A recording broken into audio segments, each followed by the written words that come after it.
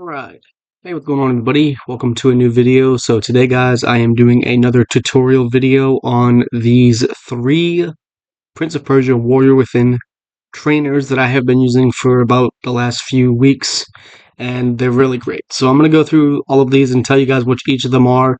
So the first one here, which is the primary one that I think everyone should download, is the Timeline Save Game Editor for Prince of Persia Warrior Within, and I have the links to all of the websites. And here is actually the first one. This is on speedrun.com. And you can actually download this. Download the save editor here. And then once you have done that, extract it. Make sure you have like a 7-zip or WinRAR. Then extract it. And then with this, once it is done, you can see I have all of the files. These are actually the three main files that I have already downloaded. Once you have actually gotten that extracted, you can now start loading up your saves. So all you have to do is locate and find where your Prince of Persia save files are through Steam or whatever you have it downloaded through. And then you'll go through load save. So I have one right here. So I'll go to this save file on one of my profiles. And this is where you can basically modify the save game. But I would be very careful with doing a lot of this stuff because you could change the swords to be whatever you want them to be, stuff like that. Which is the main thing that everyone loves because a lot of people want to play with the eagle and lion sword like I do all the time. Because, I mean, I kind of have this guy as my, screensaver. So it makes sense. But you can change all of that stuff and that's easy. And you can change the secondary weapons. The one thing I would caution people about using is the current location and storyline editor. If you decide to modify these and put yourself, like say you're on the beach at the first save location and you want to go to the prison location, and if you modify these saves, you could actually break the game and your game can actually crash when you try to load in the file. So just make sure that you're loading into the correct chapter and story gate, which is what it's called. Because if you go into the wrong one and you change it, it will actually break the game. You'll have to shut your computer off manually because it won't let you alt-tab out of the game since it runs it in full screen unless you have a version that runs full screen. So just be very wary of that. I typically don't mess with this unless I feel like I have to. Then I make a completely separate profile. That way I don't actually break the main one that I'm doing my playthroughs for, and vice versa. So you can do all that, and then once you're done, you press save, and then you're done with that.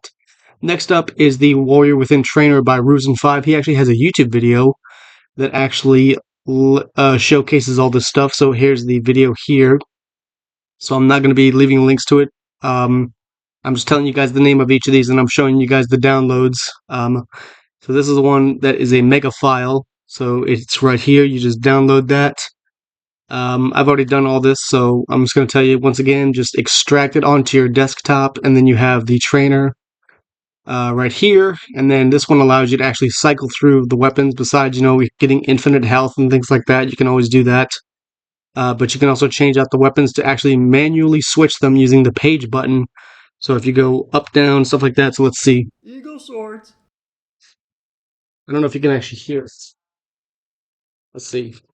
Scorpion sword. Yeah, so you can actually hear the game making the noise, but it's to basically give you the understanding of what's happening. Scorpion sword. So Eagle sword.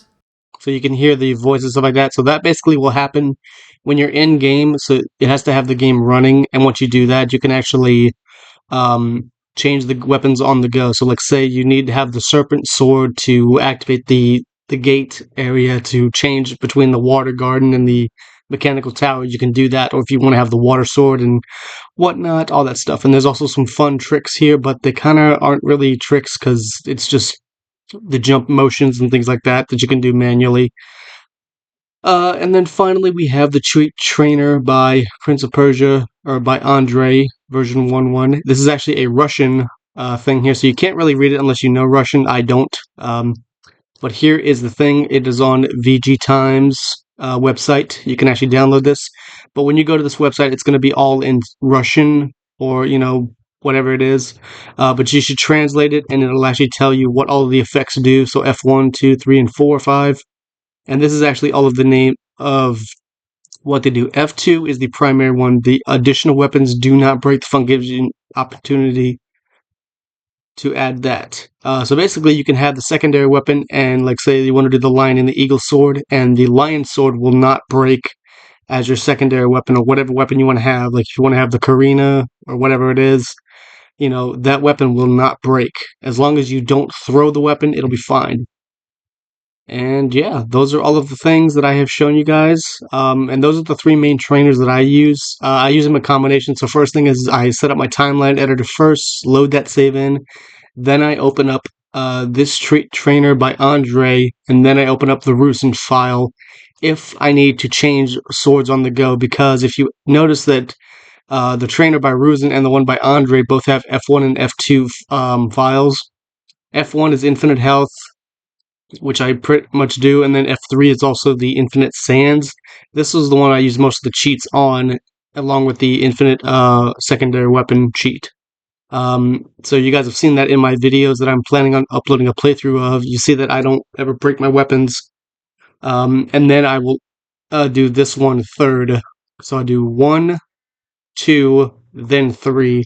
That way, this one will actually auto use the F1 keys, and this one won't use it. All I use is the page up and down to overwrite the cycling of my weapon, my main weapon. So yeah,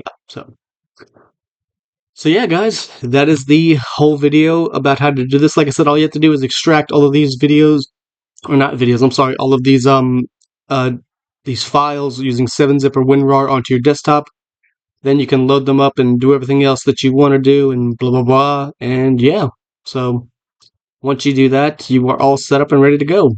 So hope you guys enjoyed the video. If you guys need me to go more in depth, I'll do a video of me actually doing this with another save file because I don't have any available right now. I deleted my extra profile, so I'll create a new one and show you guys how it works. So yeah, so thanks for watching, guys, and I'll see you guys next time.